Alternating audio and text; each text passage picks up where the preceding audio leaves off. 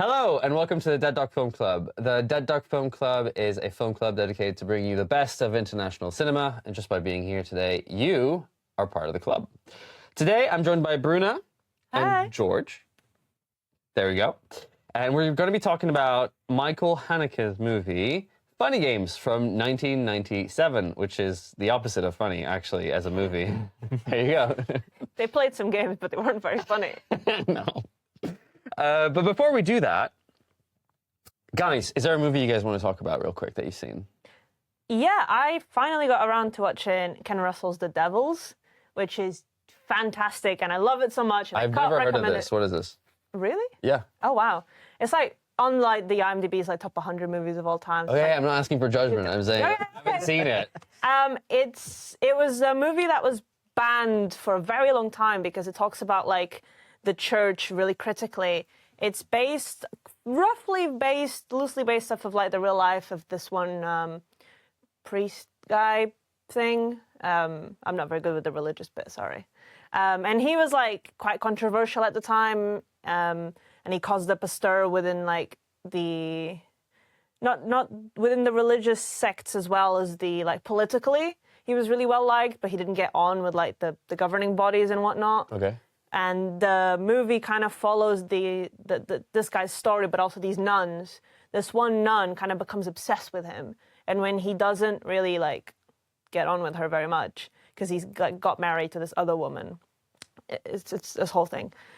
She like loses her mind and accuses him of like being like Satan's embodiment and of like seducing her, and it kind of goes from there. And this entire convent like starts losing their minds, and he like gets accused of being like Satan's like spawn basically, and like bringing about the end of religion, and gets tortured for it. Oh wow. It's incredible. Is this an old movie? Like yeah. It's quite old. Okay.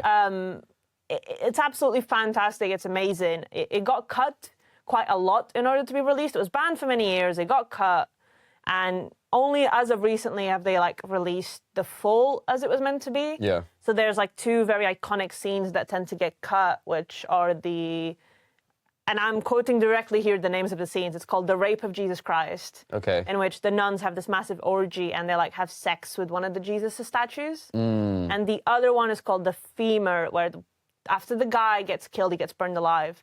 And the nun who accused him, she finds his femur, which looks quite phallic, and she has sex with it. She like uses it. What does this mean? It's a lot to do with like religious, like sort of the suppression of sexuality. Yeah. And how that can impact people, and kind of like how demonizing sexuality makes you more likely to like, I don't know, sort of provoke that kind of thing, and how the more you kind of try to hide these parts of society, the more they tend to come out, and the more it becomes violent and everything. And it's also a very big critique of religion at the time, specifically in Britain and Italy, and of the political systems and everything. It was... Do you recommend it? I would. I really would. It's an incredible movie. Again, it's made it to almost every like top movies of all time. I probably saw it somewhere. I mean, I saw like the poster or somewhere, and then... It's fantastic. Amazingly acted, amazingly directed. If you can find the full version with the scenes, I would say watch that. With those deleted scenes. I think the full cut is 116 minutes. The one that you usually tend to find is 111. Okay. Because they're not long scenes, but they do add. But if you can't find them, they're available on YouTube, so you can watch them after. Okay, if you're a sick psycho, you want to see The Rape of Jesus Christ. It's a really important scene. I'm sure it is. It is. Okay, thanks for that. But yeah, I would. It does sound cool. A bit folky, actually, maybe. Yeah, it is. It definitely falls into that almost like religious folklore, insanity, cultish kind of vibe. If you're into that kind of thing, yeah, I would say watch it. Nice. George? There's two I can't decide between that we watched fairly recently. We watched the remake of Suspiria. Haven't seen the original. It was very good. I really enjoyed it. It was actually recommended to us. Did we give the? Oh, you gave us the DVD. Yeah. I mean, I'd already seen it. I'd not seen it yet. What's the name of your main actress here? I've forgotten her name. Oh my god, she lied about Dakota the Johnson. Dakota Johnson. This is like, I love her in that movie. He lied about the lie. She does lie. The lemons. The lemons. Sorry, that's Yeah, the only pop culture thing I know. Is she lied about the those lemons. It wasn't that like a GQ kind of thing, like come in my house, and she's like, I love limes. Look at all And these after limes. she was like, I just lied. Yeah. I've been lying. And I She love also that. did the Ellen thing. Yes, yeah, but the limes, man. Sorry, the lemons. I think they're lemons. So Dakota Johnson from Spider-Woman fame, Miss Madam Web, she made that. She was in it. Yeah, she was in it. Yeah, sorry, my bad. And 50 Shades of Grey. 50 Shades of Grey, only the best, but she is good in Suspiria. She's a fantastic actress outside of those two movies. I don't know about that, but I do think she's really good in Suspiria. So what did you think? I really liked it. I knew going in, Bruno told me a bit about the original and how it was quite experimental. And actually, it's an Italian movie, isn't it? Yes. It came off the back of actually our previous social. We talked a lot about like older, Italian, more experimental movies, and it was like you have to see it. Yeah, I really enjoyed it. I'm sitting thinking about it now. I think, again, it's not a movie that I would pick to watch on my own. I wouldn't be like, yeah, I've got to watch this. Suspiria. Yeah. But it was really quite beautiful. I loved the use of the breath work and how it really builds the tension in the scenes and the dancing. It's made with a lot of love for the physical movement, and it's such it really is a treat to watch. Especially in the not to spoil it, but the crazy end cult scene. There's so much going on. I feel like I could rewatch that scene. I love that ending. 10 different times, and I could get something completely different from it. Yeah. I really do want to watch the original. We didn't watch it immediately. I haven't seen it yet. Yeah, see, she has. So, I just want to say one thing. If you do want to watch the original Suspiria, it's on Tubi. And they're laughing. Tubi fan of it. I'm the number one Tubi fan, and whenever we hang out with anyone, but especially the three of us, I always end up just spending half the time going, so there's this thing on Tubi. But for the record, Suspiria is on Tubi. The original, not the remake. In the UK, I don't know if it's available in the US. So For if you want, US viewers, yeah. Yeah, you for never our, know. You never know. the two people. If you ever want to sponsor Tubi. I've recommended Tubi to so many people. But yes, the original is on Tubi at the moment in the UK. So if you do want to watch it, it is on there, and I would say go for it. See, I felt the need to take, because you offered the next night afterwards, hey, do you want to watch the original? And I was like, I feel like I need a bit of a break, because although you said that they are quite different, I was like, I feel there'll be enough similarities that I won't actually sit and experience the movie on its own. I will be experiencing this movie as a direct comparison. The remake will be so fresh in my mind that I feel like it's sometimes worth taking that little bit of a break, because I was like, I don't. Yeah. No, for sure. It's weird to. I felt like it was weird to have watched the remake before the original, because usually I'll try and do the opposite. But no, it was good. All right. The other one I couldn't decide between was Shin Godzilla as well. Oh yeah, you guys watched again, Shin Godzilla. Yeah. That and that was Lent very lovingly by you. Yeah, that's exactly how I lent it, very lovingly. And it's a great movie. I'll bring up the chronology of water. I haven't brought it up on the podcast yet, which is Kristen Stewart's movie about a girl. Have I spoken to you guys about this? You one? have mentioned it. Briefly. I've mentioned it, yeah. So it's beautifully made and beautifully acted. It's about this girl who has a bit of a traumatic past, especially as a young girl, and she finds solace and refuge in competitive swimming. That's the chronology of water. And we follow her through many moments in her life as she's trying to deal with the things around her and herself and her mind, and obviously what she lived through as a kid. Very hard watch. Also lots of walkouts, actually, for those. Nice. Yeah, lots of walkouts in the first 10 minutes of the movie, and then it kind of settles down a bit for the rest of it. But yeah, I really, really, really like that movie, and I love it. I would vouch for it. It's a good movie. I'll be super interested in seeing what else she does. It felt very like a very personal movie also, I think. So yeah, we'll see. When you say walkouts, what do you think that had to do with? What sort of genre is it? So our main character is just not a spoiler. She suffered from sexual abuse when she was a kid, and I think they kind of start with that. And so if you don't know, you think it's a movie about lakes or the ocean or something. No, not so much. True. Brings up an interesting conversation that we had recently about content warnings. Content warnings, yeah. And how much information do you provide? I mean, obviously with like Audition is a pretty explicit movie in quite a few different ways, but if you provide certain like things, you spoil certain elements of it. So yeah. Well, that's why the BBFC have, you know, you can Google any movie on the BBFC and kind of get an idea. And if it has an 18 rating, you kind of... You can have that idea and to like inform yourself. But it's like, it's hard, like going into that, Well, think about something like we mentioned, the coffee table. You want to be able to tell people that, you know, you want to be able to tell them if this is something you're sensitive to, Don't watch this. don't watch it. However, you also don't want to spoil it, especially for someone who may not be sensitive and want to watch. So it's a hard line to balance of like, what do you tell people without wanting to kind of ruin that experience? and how do you know unless you're informed what to look up? So if someone said you should watch a movie about the coffee table, it's got some stuff in it. If you have no concept of what it could possibly like contain, that might be like quite upsetting to you. Super hard to recommend. You're not. Yeah, it's like sometimes I've only ever recommended it, and it's like I think you should watch it to certain people, and I go, it's gonna ruin your afternoon. I think. Not to segue into it, but Funny Games is a very similar kind of movie. It's like it'd be like great to watch it. It's gonna ruin your day. Oh yeah, like It did. I watched it for the first time last Saturday at 9 a.m. Or Sunday at 9 a.m. because that was the gap I had. Tough choice. Yeah. Tough one. I closed the curtains, put the phone away, put Funny Games on. great. And it was tough. It was really tough. Segue into our movie here. So let's do. So it's an Austrian movie by Michael Haneke, and we're going to talk a bit more about him later on.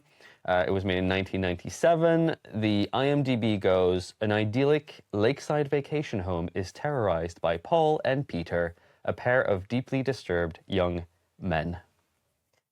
Yeah? I guess. I mean, yeah, that's what it says. On the That's tin. what it yeah, is. it's like that's it. That's the basic story of the movie. To be fair. Yeah. Okay, let's play the Rotten Tomatoes game. Sure. What do you think? Who do you think liked it more? We have 40 reviews by critics. Critics loved this when it came out. 10,000 ratings from audience. Where do you think it sits? It's hard with it. So I think with like the audience, the kind of people that will watch this would really like it. Yeah. Like you sick freak. Like, Wow. I think probably a solid like 80% for critics and like probably similar for audiences. I think. 83% for critics. I'm gonna edge out a little bit. 83% for critics. And I think for audiences, 76. I don't know whether I think it's lower for audiences. I feel like audiences will like it more. Although it's one of those movies where like you could argue nothing happens, but everything happens. I'm gonna go 78. Okay. So the audiences, the critics gave it a 73%. Really? Way lower than you guys thought. Yeah, and then the audience is 83%. Loved it more. Also, many more reviews to kind of base ourselves on. I guess. But critics' consensus: violent images and blunt audience provocation make up this nihilistic experiment from one of cinema's most difficult filmmakers. That's pretty accurate. Yeah, pretty accurate. Yeah. I hate every single one of his films. You do? Well, I don't hate it. I don't think they're bad. They're hard to watch. I just don't like them. Yeah. And you've well, only seen like 2, 3, Yeah, I've seen a couple. 4? I don't know. well, let's talk about it. Let's talk about Yeah, it. I think you've seen 4. George, what's this movie about? Family goes on a nice little holiday, a nice little trip to a lake house. It's all kind of chill.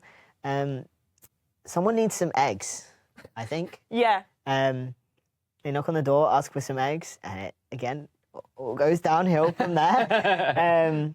The friends sort of like turn up and they see how far they can push them. This woman kind of at first until they step over the line and they Push and push Yeah. and push. they push and they terrorize and they just do it for the absolute fun of it with They're no care. definitely sadists. Yeah, It's- no care for human life. No. Love of the game, really. The funny The game. funny, yeah. I set him up, you knock him down.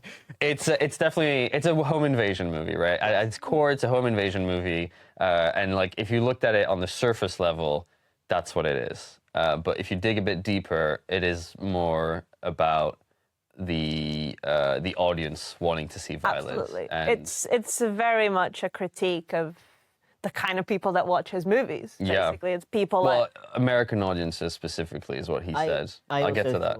I also thought it's about why people shouldn't have second homes. People should not be allowed to have holiday homes, and if you do, this will happen to you. That's fair. Yeah, I guess. And a boat. I'm pretty And a sure they've also boat, got a yeah. boat. Yeah. Critique of the middle class right there. Yeah, that's us. We have boats. So at the beginning of the movie, you're right. They kind of arrive in their second home, and it seems kind of chill. The dad and the son, they have a son, They do have sons. special-looking kid, in a nice way. And What does that mean? I just like, he looks weird, and that's good because you need unique-looking people, but he looks weird to me. And he's a great actor. Like, he does You good. just said that. That's gonna. Clip that. He's a good-looking kid, and he... Boy. Okay, rewind. Maybe just. Okay. Sorry. They have a kid. That's a kid. They have a child. Yes. And he kind of helps out on the boat, right? Actually, we should rewind a bit more, actually, because that'll come back also, rewinding.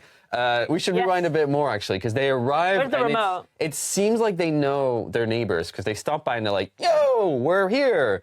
We're going to play golf later on, right? And they're looking super weird. Like, the people that they know, they see them from a bit of afar, and they're next to these two young men, and they're like, oh, they have guests or something? I don't know these kids. Will you help us in 20 minutes with the boat? And then the adults look at these people, the young adults, and it seems like they're asking for permission. Like, looking back, it seems like they're asking for permission and turning back, and they're saying, yeah, sure, we'll be there in 20 minutes. But when you're watching it that first time, you don't really notice all that much. You're just like, some weird neighbors, rich people. Yeah, you have the same experience of the characters themselves. All the time we walk past things that are a bit weird. It's only in hindsight that you go, like fuck. I thought maybe they don't like him or something. Yeah. Like, maybe you're not actually as friends as you think. That's with what people. it seemed like that kind of like awkward, like, these guys again. You know? Yeah, exactly. And then they settle into their home, and the kid and the dad go for to fix the boat. And then, as you said, Eggs.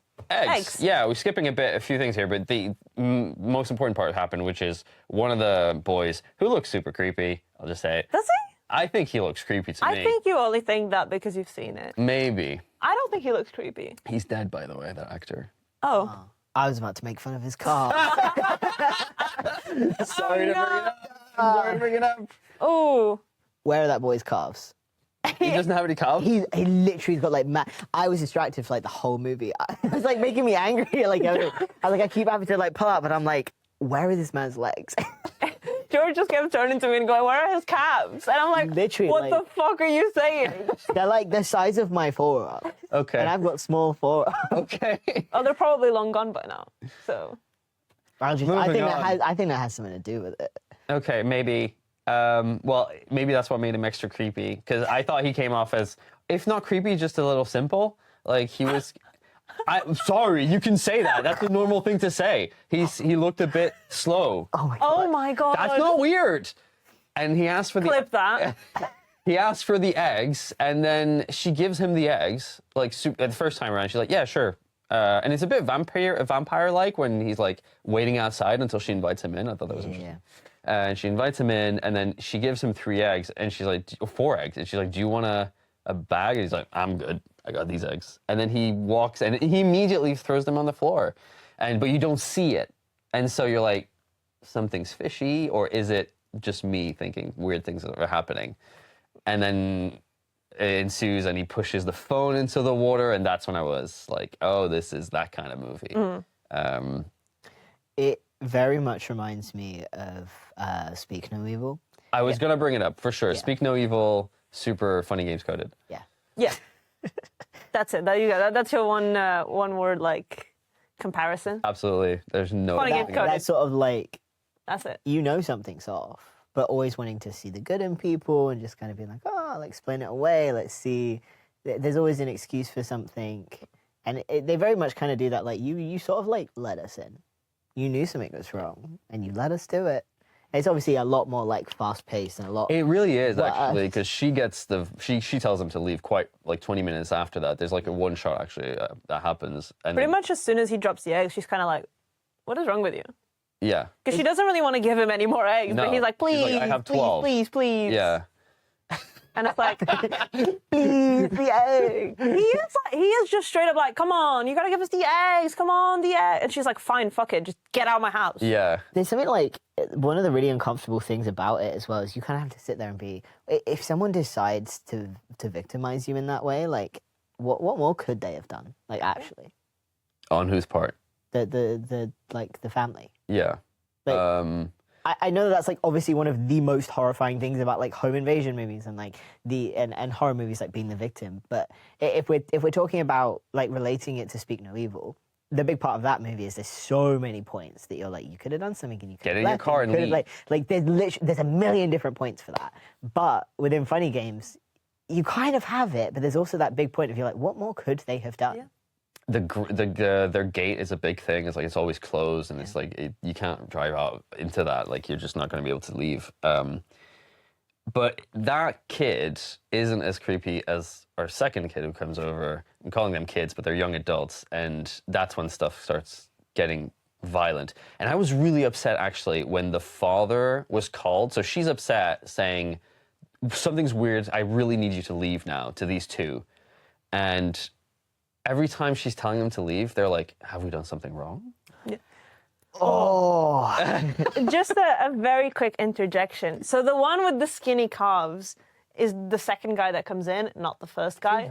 oh, So it's the guy who's got like the more like kind of, he's not got a shaved head, but he's got like, Yeah, short haircut. yes. And then- Sorry, like that's the Skinny one- Calves is in my head. I always think of him as like the mastermind. yeah. So just for the record, I just want it to be known that the skinny calves guy is My bad. the second Is the guy. taller one of The both. taller Yeah, one, the taller not one. the small. He no, looks smart. I He's got I can't remember their names. Is it which one's Peter which? and that's the names they give. Yeah, but I can't remember which one's which. Paul and Peter. Let's say tall guy's Paul. Okay. Paul Toll, you know. Paul Tall. I was like, we could just look it up, but that's fine. It's no time. Anyway, I just thought I'd make it clear which one's got the skinny calves. Right, the tall one. Thanks. no worries. For sure. I got you. That kind of like, that like, well, what did we do? Like, tell me in words. And it's like when you instinctively know that someone's making you uncomfortable, you're like, well, I can't, like, everything that you've done. Yeah. But it's like, What do you if mean? you can't put it Yeah. into words, then like, no, they won't listen to you. Yeah. It's So like all they've done is ask for eggs and then drop them. But it's like, I can't remember, like, does the husband side immediately with the wife? Or does No, he that's plays what it? pissed me off. Yeah. Because he arrives and she's like crying her eyes out, and she's like, I really need these two to leave. And the guys say, there's been a misunderstanding. We're just here for the eggs. And the dad's like, okay, I don't have the whole picture here. Explain it to me. Instead of just going like, leave. Yeah. You've made my wife cry. Yeah. The amount of horror movies where I'm sat there screaming, I'm like, listen to your fucking wife. Honestly. Like I cannot think of like a movie where I've sat and done the opposite. Where Yeah. like, don't listen to like, but Yeah. all the time, like your wife is crying, like she's in a like state of distress. Why would you take now to ask and be like, actually, Did you know they were married in real life? are they? Yes. Yeah, they were a I real did. life couple, yeah. You can kind of see that come through. Like I think- they feel so real. Especially in the second part, which we'll get Oh, to, which was my favorite-ish. It's hard to pick a favorite in this Yeah. movie. It's also one of those movies that you just cannot recommend. And it's violent, but in like pockets. It's not Yeah. violent throughout. So at some point, the father slaps the young adult, at the very beginning actually, he slaps the young, and then suddenly the young, I'll call him Paul, uses the golf club to like break his knee or his lacrosse. Yeah, like yeah, that. yeah. And that was it. And I felt that. I broke my knee before, and let me tell you, I felt that. I was like, I get it. I get that guy was like in insane amount of pain. But it was upsetting because he was like, well, that was the guy that maybe could have used some force. I don't even know. I don't know. These are young guys. Like, I don't know. But yeah. And then it kind of goes downwards from there because they have a kid and the dog. Another movie where they kill the dog. It's millennial torture. Yeah. What did you guys think of Funny Games in general?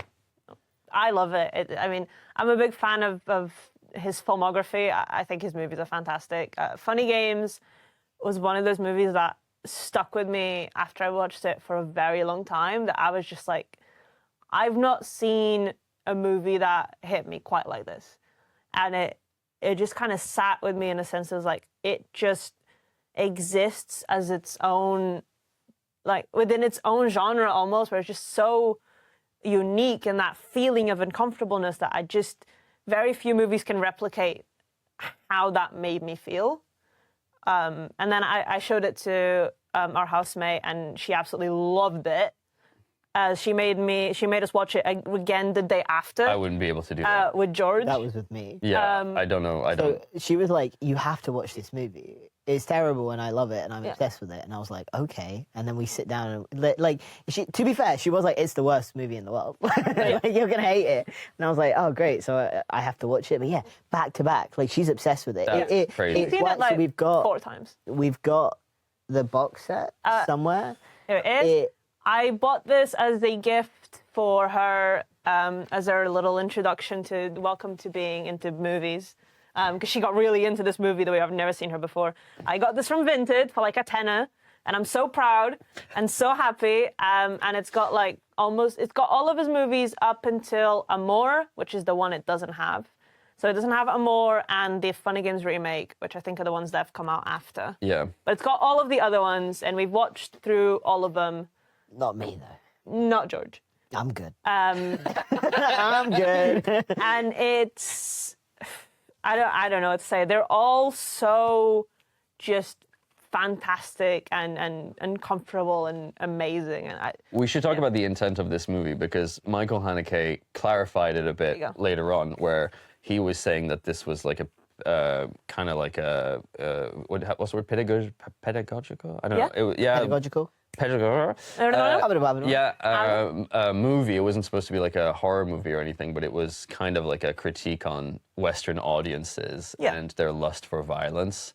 And nowhere, we should talk about the Rewind also. Nowhere is it more explicit is in the Rewind, which is, if you see that for the first time, where he grabs. We're skipping a bit forward here, but there's a moment of where you are literally suffering as a viewer so much because you want the catharsis, the relief of the evil, like those evil characters suffering. And the mother picks up her shotgun and like shoots one of them, and the other one takes a remote, rewinds the movie, and then grabs the shotgun before she grabs it. Which on first viewing, and I think everybody also felt the same way, it made me so mad. I was like, oh, there's no rules. There's no rules then. Like, this movie, like, there's no stakes, because it's always going to go in the direction of the antagonist. And then I understood that that was the whole point. It was like a critique on us needing that catharsis, and that he was like, nah, F you. I'm going to put you through this. I mean, watching that the first time, when I said, like, I've never seen anything quite like it, that's one of those things. It was like, what other movie just brings you into this really realistic, grounded sort of movie and then just goes, no. For sure. I think it was one of the first, it was the first kind of movie that we watched like that. Yeah. There was that, I had to just sit there, like, afterwards and be like, what did you put on? Why would you do this to me? Why would you do this to me? Because I'm like not a person that I like tough movies, and I find them valuable to watch. But I don't sit down and go, I want to watch that. Yeah, for sure. I want to watch that. I enjoy it in the moment, but I was like, man, I think I had work the next day. I was like, what? This is ruining my night so bad. I think it's funny that you say that the Rewind is the moment that makes you kind of come into terms with that. I think the wink, for me... Oh, we didn't talk about that. Yeah.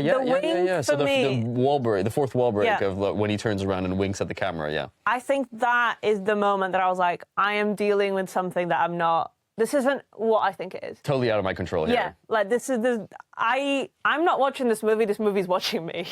It felt like, I was like, I am hostage as well. To me, it felt like we were a character in this, whatever this is. Absolutely. Yeah. I think for me, the wink is the moment that had me go, oh shit. Yeah, that's when he makes her find the dog in the car, I think. Yeah. And he turns around and winks. And then there's 4 wall breaks, I think. Fourth wall breaks. Yeah, there's a few more. Yeah. But that's the first one, I think. Yeah, the last one is kind of crazy also, when he kind of looks at you and be like, okay, we're at a 90-minute, this is a movie, like, why are we continuing this? Yeah. Like, oh, because you need a catharsis.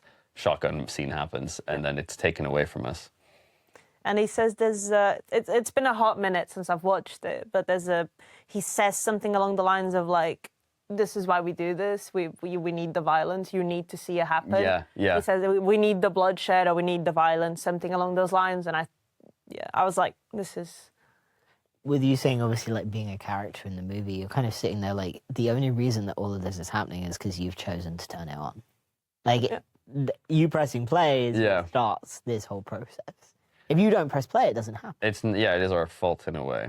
Yeah. Michael Haneke was actually quite frustrated that the Austrian movie, didn't really reach the West, like the United States, which was the intended audience. And that's why when he got the opportunity to do an American remake in 2007, he did it. And he did it. It's a remake that is quite rare in terms of like its structure, where it's a shot-for-shot, cell-for-cell remake of the original movie. Every piece of dialogue, every camera shot angle, everything. Except it's got like Naomi Watts and somebody else, Tim Roth, I think. So yeah, that's kind of an interesting take. And then it obviously got to its intended audience. And he also said that when he found out that people walked out at Cannes during its first premiere, he was like, perfect. Yeah. Like, that's exactly what I wanted. Yeah. It's a movie that critiques not just the audience, but also the movie industry itself almost. It looks at it as a whole. And if you're someone who makes movies and who is into movies, it does feel a bit like a personal... I don't want to say a personal attack, but it's like it does make you think about what you consume and why you consume it. Sure. And I think that's what makes it amazing. There's definitely a feeling that Michael Haneke does not want me to enjoy myself while I watch this. He's kind of like sitting me down and yeah. And you watch the rest of his movies and it definitely feels like a filmmaker that makes you... he's a filmmaker that makes you not want to watch his movies. Nice. It's like it's like an abusive relationship with him where he keeps fucking hitting me and I keep coming back and he's like, I'm going to hit you. And I'm like, I know, but I can't stop. Yeah. He has like distilled like to a point the ability to make you like want to be sick. Yeah. Not in like any way because it's particularly gory, but because you're just there. Like, you ever have like that stomach drop moment when something happens in real life and you're like, oh my God, how do I get out of this? This is so horrible. How do I get out of this? And he has like captured that. And he can just like turn it on and it's horrible. It's awful all of the time. As a movie is torture. Yeah. Because the piano teacher is like, I've seen a couple of the other ones, but the piano teacher is the other one that like people talk about a lot and it really just kind of sits with you. The funniest thing about that movie is that for a long time, like, I can't remember, it was on like a streaming site or something. It was accidentally classified as a romance. So I think it might have been on Netflix. If you go on the reviews, there's loads of reviews on there being like, this is not a romance. I was like completely missold on what this was going to be. And I'm sure he loves that. I'm sure he was so happy that it got classified as that. Yeah. But yeah, he just... it's why I can't watch his stuff. I'm like, it gives me the worst day of my life. The moment that felt like pure torture before I understood what the director was trying to do, I think, was the moment where the boys leave. So there's this massive moment, spoilers again, where they kill the kid. Yeah.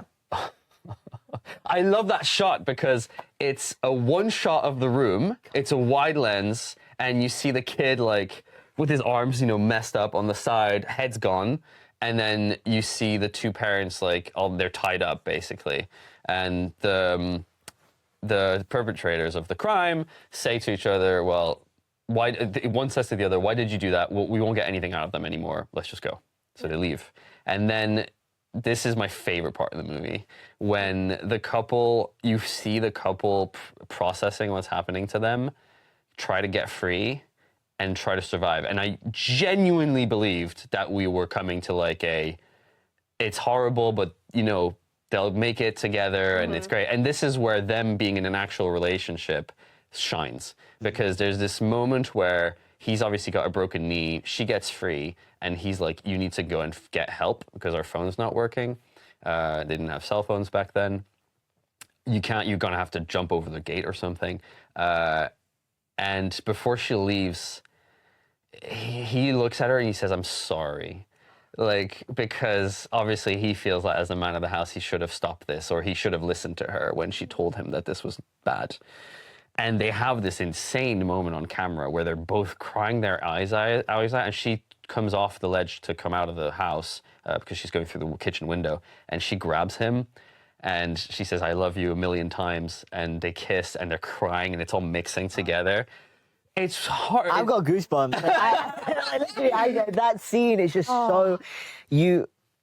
it's so devastating. They're so good. You just sat with that. Like I could feel it, like it's almost like it's ringing in your the ringing in your ears when you kind of watch it. Because the thing of like with them saying as well, like that we'll get nothing from them. I also think they're talking about the audience here. It feels like one of the big rules. It feels like one of the big rules in like a horror movie. You don't kill the kid. You don't kill the kid. Same with like we're talking about like the dog. That's like kind of but you don't kill the kid because that is like. Children in movies represent like the future, like growth, potential to move on, all of that kind of stuff. And it's like, that's it. Death of hope. When you kill the that's kids. it. You're done. And you have to sit in that room and in that space with them with just that feeling for such a long time. I think it's like a 10-minute scene. My favorite thing is with what you both saying is then after they shoot him, the camera pans to the TV. And there's that shot of the blood splatter on the TV, and it just stays there for like 5 minutes. And you just watch the TV with the blood splatter on it, and you just have to sit there and obviously the blood on the TV, very evocative of everything we've been talking about in terms of like the cinema and the kid and everything.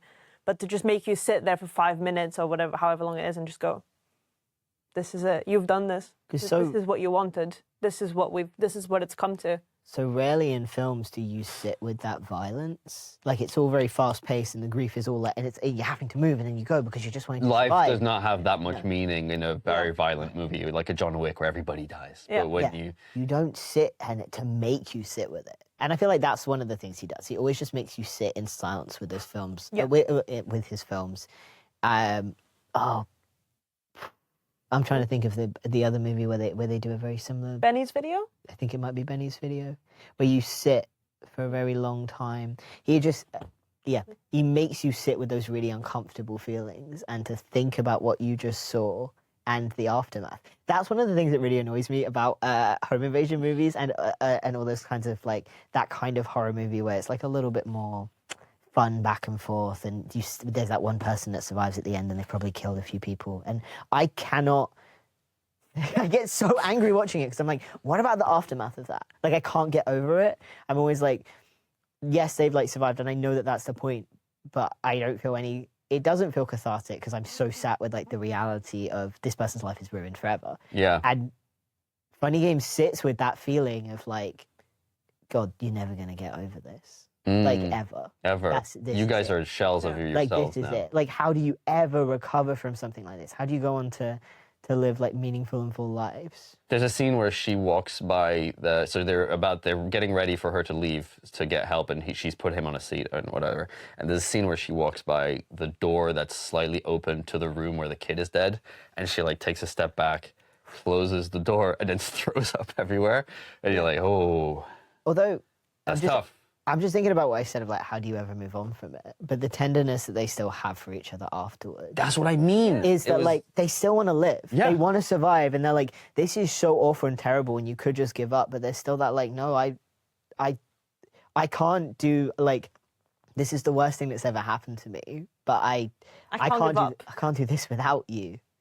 Like, I'd rather do it and it be awful together and us both walk out of here than just lay down and give up. Yeah. And it's like, it's such a, as you say, you can tell, like, they are, I just touched the microphone a bunch. You can absolutely tell, like, their relationship really shines in it. It really does. Like, you're heartbroken, but you feel their love so much that it's making you, like. That's what I was leaning in a bit more, because up until then I was kind of just worried about whatever was happening. And I find it interesting that Haneke decides to kill the kid, because for me it's like the audience is expecting one of the adults to die first. And Haneke says, well, I'm going to do the worst that could happen. So that, because when you see the kid in your mind, you're like, well, why would, you're breaking the rules. You're not allowed to kill the kid. And he's like, that's the way it is. Yeah. I'm going to make you upset about this. And then, and then she runs away. And I hate the scene because there's a car that arrives and you and her feel the same way of like, you cannot, this could be good people, but it could be those guys again. Yeah. And so she hides, right? And the car goes by, and it was obviously not them. And then the second car comes in, and she's like hoping.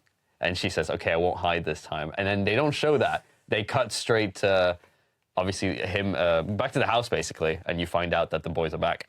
Yeah. That ended me. Yeah. When they were back, and I was like, oh my god, like I don't know how much I can take of this. Like I think we were watching the movie and I'm literally just there like I'm like where yeah. I'm like I've lost words and I'm like just what is going on? Like why are we obviously that's the point. Yeah. But it's like and thinking about that of like what we're talking about them like sort of wanting to survive, it's almost like it's like how dare you want to keep going? Yeah, it punishes I thought you. we ruined you. I thought we ended this story. Sure. I thought you were done, and Yeah. you said no. I want to survive. Okay, that's it now. Yeah. The last bit. It's all gone. It's all done. And obviously, we break the fourth wall in that scene. But like, I read that Susan Lothar, who's the main actress who plays Anna, the mother, she would force herself to cry for up to like 20 minutes before a scene, Jesus. before each take. 20 minutes of like sobbing. Oh my god. Yeah. The scene in which like she's made to pray, which is a really upsetting scene. 28 takes. So like that's probably like 3 days. God. Yeah. She must have been so dehydrated. I mean, yeah. Also, like, I don't think there's a way to, like, I know acting is pretending, but, like, in this situation, is there a way to kind of, like, not suffer the trauma of what you're trying to make yourself experience? I've been seeing a lot more like talking about this and like obviously it takes a lot out of people to create some of these extreme movies and Yeah. the body does not know the difference between like true like trauma and Fake. like and fake. Like we experience it the same. And you can imagine like something like that it will like change you. Yeah. It has to. 100%. Like it's not something I think you can just walk away from. To like truly feel it and to like represent that. It's like even physically. Like hysterically crying for 20 minutes and doing 28 takes of that. As you say, that's just like an endless amount of time with your body feeling like you're in such fight or flight that the world is ending. It's not normal. We're not meant to feel like that. No. Florence Pugh is what comes to mind, actually, because she went on the Louis Theroux podcast and she was talking about exactly this, how, like, when she was a younger actress, she didn't know how to, like, separate real crying versus fake crying. So, like, every scene in Midsommar, specifically, she was shooting Midsommar in Prague, and she said, like, those first few scenes where she has to pretend that her whole family died in a car crash, like, really messed her up. And then throughout the movie, she also has a lot of crying that she needs to do, and she would put herself in like these terrible situations. And that on her flight home from Prague, she felt like she was bawling her eyes out because she felt like she was abandoning her character from Midsommar, like back in Prague, and that was really rough for her. And she's recently apparently like she's worked a lot on that part of her acting, and she can do it now for a few takes, but like she doesn't go. She sets her limits now. It's interesting to see like what does it take out of the actors to make something that obviously is valuable and fantastic and we love it. I mean, there's all of the discussion about The Shining and all of that. Oh my God, yeah. Shelley Duvall, Shelley who got Duvall in put The Shining. through The ethics hell. behind that Yeah. is just yeah. At what point do you draw that? How important is what you have to say versus what it does to people? Yeah. Or even someone like Uma Thurman in Kill Bill, Yeah. who was put in a real car accident Yeah. for no reason No. and never quite recovered from it. And not to say for what, but for what, you know? I wonder what Michael like. What he all of his movies are so unsettling and uncomfortable, and I wonder how he gets that from people. It's got to take a lot out of people. As you say, it's like a lot of his films that they're very grounded in like really weird ways. Like the situations are absurd, but the people feel very real, and you sit with them. This felt very real to me as this movie. It felt like I was in that living room. Benny's video is another one of his that I feel like you really do sit with, like how horrifying it must be, and they just kind of continue on, like they're just trying to keep life normal for a bit, and yeah, you just have to say you feel like you're there with them, and you're feeling the agony of again, it's about like parents. Yeah.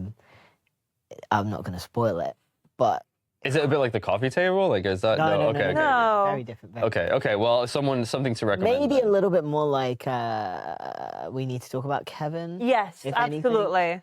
Along maybe those sorts of lines. If you've seen that, Which one? we need to talk about Kevin. I think With I might Tilda have seen it like Swinton when I know and- exactly the yeah. movie. Isn't it the guy who played the Flash? yes, Yeah, Ezra Miller. Yeah, who turned out to be a bit of a piece of work apparently. Yeah, he had some issues. Well, anyway, yeah, he was in that movie and he plays a sociopath, right? Yeah. It's very much that like kind of focusing on like the parent, like what do you do when something horrifying has uprooted your life? How do you continue on? Do you let it fall apart? Do you keep it together? What's the right moral choice? Yep. But again, it makes you sit with that really uncomfortable reality of you linger on it for so long. For sure. That the exact same thing in funny games. This is more about a choice, I think, that you're sitting with and you're making, and you abstractly you can be like, this is the wrong thing to do, but you're like, I don't know what the right thing is to do. I don't know In what that decision moment- I would make.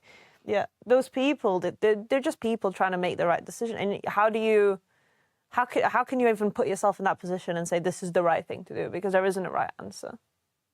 Not in these situations. In a similar way, like the son like breaks the rules in like Benny's video. Yeah. He breaks the rules of society in the same way that the two like young men do in funny games. And I feel like that's one of the things that like Haneke does. Like what happens when you break the rules, when you don't follow the script. And Even in Piano Teacher, one of the big things in cinema is still, and especially back then it was, but it's still to this day, that women's sexuality and how it's portrayed and women's desires. Women in film aren't allowed to be ugly or allowed to show that they want things like sex and that they have these deep dark desires and that they're messed up. They just have to be objects of desire. And even when they're allowed to be the main character, a lot of the times they're not allowed to want these things. And Piano Teacher says that they are. Women are very much human beings and they are allowed to sexually be frustrated and messed up and manipulative and want all of these other things that men are allowed to have to in cinema. And it just kind of punches you in the face with it and goes, yeah, how does it feel to look at it the other way around? In a way, in this movie that we're talking about today, obviously in funny games, like there's also like this scene where they're asking her to take her clothes off, and as an audience, you're like, oh, it's obviously like the sexual assault scene of a home invasion movie, and I'm so glad it doesn't go that far. Yes. But it's still a really tough watch. But it's interesting that subverts the movie just keeps subverting your expectations as you go along. That's what makes it somewhat entertaining. I don't know if that's the wall. Yeah. I guess again though that it just speaks to the rules of like, oh, this is the bit, this is the checklist, and then he goes, oh no, you thought it was going to happen. Yeah, it didn't. Yeah, and it kind of makes you be like, ah, you're the sick fuck that thought that this was going this way, but it's actually not. Yeah. And then you've got obviously like just the ending where they get away with it. Obviously, there's absolutely no redemption, catharsis. Oh, they just go to another family. Yeah, so that's what I mean. Is like, oh my god, actually, I just remembered the ending now. So they're on the boat, going to this other family, and it's actually interesting that they have this conversation about galaxies and like universes and like what's real and what isn't real. And I was like, must be a reason for this, for them talking about this, what's real, what isn't real. I don't think I picked up like all the intricacies of that. But then they just push her overboard. Yeah. That's it. There's no great like ending. There's no great like scene, as you say. It's not cathartic. It's like she's gone. She's gone, and that's it. It's so interesting because it's a movie I'd like to screen to. I've been asking for long that we do funny games. It's so hard. It is. When we were talking actually about doing audition, you in your head you went audition or funny games, and I was like, not funny games. No. Yeah, funny games is not. It's a movie where I could actually see some people like I would spend quite a bit of time, I think, like trying to figure out how to tell people that this is not for everybody before they come to the movie. Yeah. Because I could see people like walking out of our screening or like talking to us afterwards, being like, "That why did you show this?" You know what I mean? Like it's actually quite upsetting. It's more upsetting than like Hostel. We were talking about Hostel, you know, earlier. Setting in a different way. Yeah, you're right, in a different way. But this is more like this is the stuff that scares me more than Because this feels real. yeah. And it feels, it's it's like a personal, almost like it makes you have to think about yourself and to think about the choices you've made in your life and the choices you continue to make, and it feels personal. Or something like Hostel, it's easy to look at as a movie. Super detached. Yeah, as like this crazy thing that's happening on the screen, but it's not real. Yeah. Or something like this, it feels, even if a situation isn't something you've been in, that feeling is very real, and you can really put yourself in that. Yeah. Which the choice of a home to make it a home invasion, it's weird because it's not there. Like, it is their home, but it's their like summer home. Sure. Obviously, the whole point of a home invasion is that's the one place you feel safe. Yeah. That's where you belong. And whereas something with Hostel, it's othered. Like, Sure, you're away, you're not at home, and you can't. Yeah. You don't in Hostel. You don't sit with any of the impact of it. It kind of alludes to it at the end, like, oh, they're everywhere. How do you get out? But it's like if Hostel had started like half the way through, and then like the rest of the movie was just him being like, What do I do you now? never get out of this, and this is my life now, and like that. You know. Yeah. I think it's what's clutch here is that they were together, I think, as a couple. I think that makes the whole thing just much more impactful, that middle bit in the movie. Such a small cast. Yeah. Oh, yeah, That too, you yeah. need that, like, the relationships between them need to feel really believable, because otherwise you'd be kind of like, well, what am I watching this for? Haneke said that this was his anti-Tarantino movie. So I guess he must have been fed up with, like... Hell yeah. Like, just the gratuitous violence that with no repercussion, and I think he wanted to make a movie with repercussions. Good. I was ranting about Quentin Tarantino last night at the social, on the other side of the table. All right, what were you saying? I don't remember. I was talking about Inglourious Bastards. Ah. And I was saying about there's just one scene that made me so furious. We were joking. I was like, I'm about to go white boy style punch a hole in the wall. That's like the rage I was feeling. It's the scene where the actress. I knew you were going to bring it up. Yeah, I hate it. I hate it. So what's the scene? Sorry. The scene is the actress who's been helping like the Allied like forces. Yeah. Like get in against the Nazis. The Nazi like. What he's a general or something. Yeah. Daniel Brohl's character. He I has believe. figured out that she has been the one that's helping them. She's the one on the inside, and he takes her into the office, and he brings out like her The shoe, shoe. which is the evidence that he has that he's working with them, and he chokes her to death. It's a very intimately violent scene in a way that I don't think the rest of the movie had shown yet. The choice to linger on her feet. Like, okay, everyone knows it about Quentin Tarantino. We know way too much about him, and I hate it. It makes me so angry because it's like such a devastating scene. It's that kind of thing where you're like, wait, no, she can't die. Like, she's a part of this, and you want them to have gotten away with it. You want her to be successful, and it's just really sad. And to take what is such an intimately violent scene and to be like, actually, the thing I'm going to prioritize in this. To push aside the violent death of this woman. And I do think the violence feels gendered in the scene. Yeah. And to focus on, actually, this is my fetish.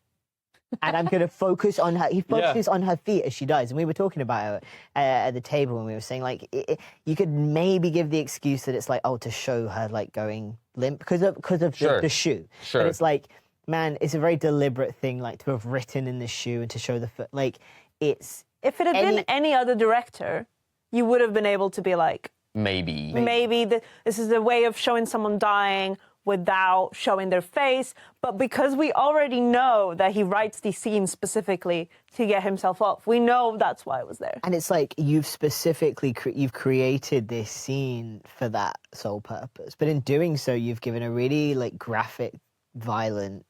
very intimate death to this woman. 100%. And it's like, that's sort of like, well, what is this for? Like, I know what it's for, is that you wrote it because it's hot to you. And I, like you say, if that's the antithesis of this, like, it just is very, very gratuitous. I know that people are gratuitous No, fair enough, violence. fair And a enough. lot of the time I'll disagree. Like, I'm like, there's a point to it. The violence is trying to say something, but it does glorify it, and it doesn't sit with it. That's the thing. It is a lot of like American movies will never sit with the violence they enact because that's not fun and it's really uncomfortable Yeah, they for kind the of rush audience. it past and we move on very fast. And you go, oh, that's horrible, and then you move on to the next scene and Yeah. the next violence, and it's like, it's just the curse of the main character. That must be what he was kind of pushing against, I think. Oh, he was, yeah. Successfully, I would say. Yeah. Cool. What movie? Oh, George, do you like golfing? Do I like golfing? Yeah, do you golf? Do I golf? Do I look like a big golfer? Yeah, I know all of the club. Have you golfed? I have Mini golf count? a couple of times. Does mini golf count? When I was 13 with my dad, No. Okay. there was a thunderstorm. Okay. That's Where it, the man. fuck were you golfing in a thunderstorm? On the beach. What? I grew up in a seaside town. There's a golf course right on the beach. That's pretty cool. Yeah. What movies would you recommend if you liked funny games? Is it even possible to recommend any movie that's not by Haneke when Yes. you talk about? Yeah. I Okay. think so. The coffee table. I mean, I know we've mentioned it. Yeah. But I think that uncomfortable, like Yeah. sitting with the aftermath of something horrifying, funny game. The coffee table. The coffee Good table. shout. Speak No Evil as well is one that we've compared it Speak No to. Evil. The original, not the remake. Yeah. Speak No Evil. It's perfect. I think The I was going to remake say is Speak No spit. Evil actually. Yeah. Huh? The remake is a spit in the face. I can't bring myself to watch it. Listen, I love James McAvoy. Yes. I think he is so hot. And I think he's so sexy. And I love Unfortunately- seeing him without that shirt on, getting all angry. However, Unfortunately, the child abuse. It was us sitting there and being like, man, leave that kid alone. You're making this hard to watch. Obviously, that's the point. Yeah. But yeah, it just the end scene of Speak No Evil, the original, Yeah. beautiful. and it's like Shocked me forever. oh, an experience that is it's fantastic. Like I would recommend that movie to so many different people. Then we watched the remake. I was like, this is like a wet blanket. There's no substance to No. it. The end scene is just it doesn't. It has to follow the rules. And it does. It follows the rules to a T of like, oh, well, they actually make it out, and the kid's okay, and like, and they saying that they changed that ending. they I get know. away at the Oh end. my God. They win, and you're like, what is the point of the movie? Like, it's like you watch the movie and you were like, no, actually, and again, that feels like the point of the movie was all of the violence and the weirdness, and you're like, no, the point of the original Speak No Evil was how can you push people within the boundaries of society and politeness. How far can you push someone to repress their own feelings in a situation and to go with the rules? Yeah. And then, yeah, they ruined it. Another movie that I would recommend then, I guess, is The Stranger, which is a French movie that I watched recently. We did a podcast about it with Mark, and why I'm bringing it up is because it has like existentialism, psychology in there, with the idea of like, what's the point of the games that we play in society? And you have this main character who basically like just doesn't want to play those games at all, and so he doesn't understand people, and he's very nihilistic, I think, or he can't cry at his mother's funeral, and people judge him for that, but he's like, she was always going to die. Like, I knew this. You know what I mean? So yeah, The Stranger, a very good movie. I enjoyed that. But you have to get in. If you like Michael Haneke, you will like it because it's somewhat of a slow burn, and it's like a character, understanding this character. A character study. So yeah, that's my recommendation. I feel like a little bit of maybe like a beginner's intro to some of the things that obviously like Haneke has might be creep. So we were talking about it kind of has a bit of that fall break. I mean, you haven't seen it yet, so I'm not going to spoil too much of it. We should definitely watch it. I absolutely love Creep. It's like number one fan over here. Must But watch. it's again, it does that sort of it's that push, similar-ish to Speak No Evil. How far can you like push someone? How far will people go along with things? How much will people believe of you? And then, yeah, very much that sort of breaking of the fourth wall. The concept of the whole film is, and this is the intro. It's not spoiling anything, but this guy is hired to film a guy for a day or so because he says that he's dying and he wants to film himself for his kid. He's dying of cancer, and then it's like a found footage kind of Goes from there. single shot, which is not single shot, single like camera, like one Right. the whole time. Right. Okay. So you're very very limited kind of like shot types. It's awesome. Okay. So good. Yeah, definitely. Well, you. I've recently, I'll very quickly, Yeah, go. I've seen someone mention a new genre in movie called mumblegore, which Creep is in. I know, terrible name, but it's this sort of subgenre that kind of characterized by like characters who speak really humanly and movies that feel really human and natural. And I saw Creep get mentioned. I've seen like Funny Games get mentioned. So if you're into that kind of thing, maybe look into the whole mumblegore thing. That's apparently... Gore. I don't know. I saw it on somewhere, and I was like, Sounds like you've made this shit up. I didn't. I promise. A Bruno original, for sure.